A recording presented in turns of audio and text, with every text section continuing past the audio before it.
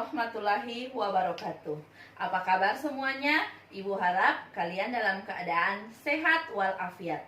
Kembali lagi berjumpa dengan Ibu Sarah dalam pelajaran Bahasa Indonesia. Aku cinta bahasa Indonesia. Hari ini kita akan belajar dengan materi teks laporan hasil observasi. Dengan kompetensi dasar, menyimpulkan isi teks laporan hasil observasi yang berupa buku pengetahuan yang dibaca dan didengarkan. Indikator pencapaian yang pertama, menentukan gagasan pokok teks laporan hasil observasi. Yang kedua, menentukan informasi rinci teks laporan hasil observasi. Dan yang ketiga, menjawab pertanyaan tentang isi teks laporan hasil observasi. Selanjutnya, perhatikan gambar berikut ini. Apakah yang bisa adik-adik jelaskan dari gambar tersebut?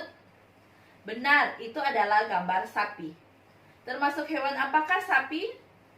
Benar, sapi termasuk hewan mamalia.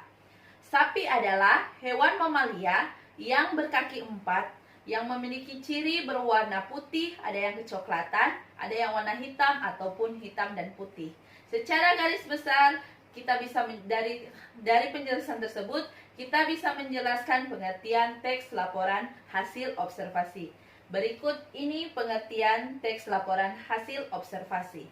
Teks laporan hasil observasi adalah teks yang berfungsi untuk mendeskripsikan atau mengklasifikasikan informasi. Laporan tersebut menginformasikan sesuatu yang hidup, seperti tumbuh-tumbuhan, hewan, atau sesuatu kejadian benda mati, seperti kendaraan atau laut.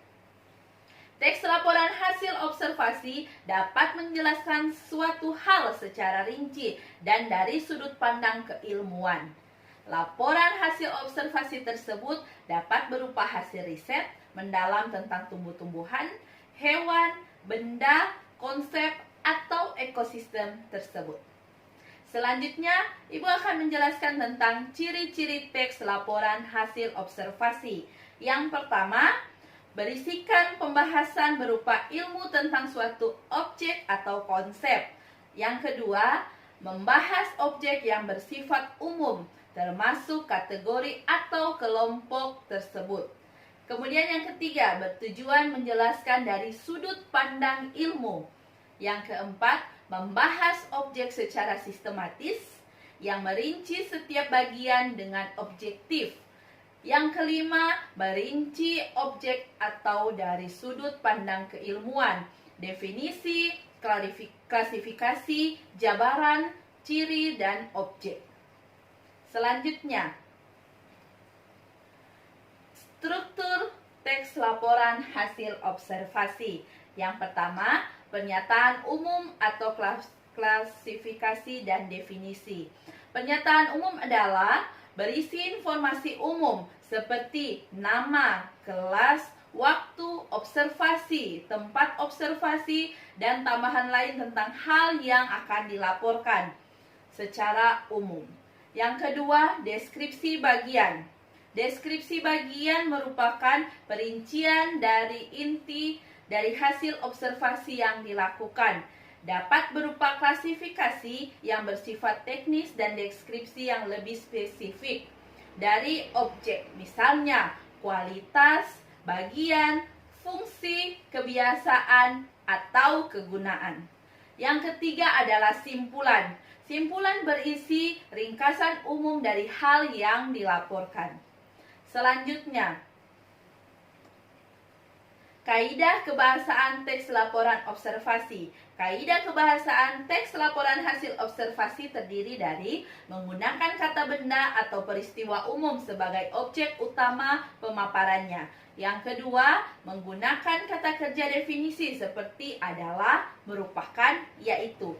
Yang ketiga, menggunakan kata pengelompokan seperti dipilih, dikelompokkan, terbagi, terdiri atas.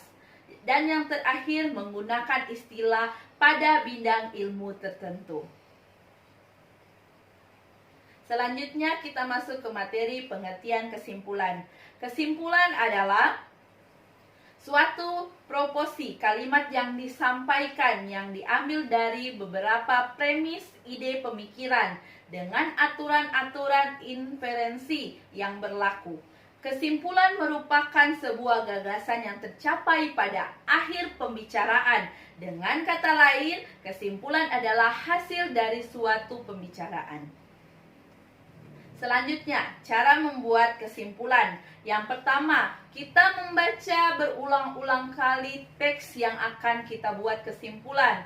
Selanjutnya, kita menentukan kalimat utama dari teks tersebut.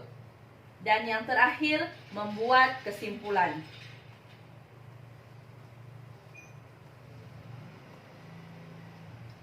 Oke, selanjutnya silakan kalian perhatikan penugasan yang ada dan silakan dibuat. Buatlah secara berkelompok dan kita akan melihat informasi tentang video yang telah Ibu sajikan. Terima kasih. Cukup sekian dan terima kasih. Assalamualaikum warahmatullahi wabarakatuh.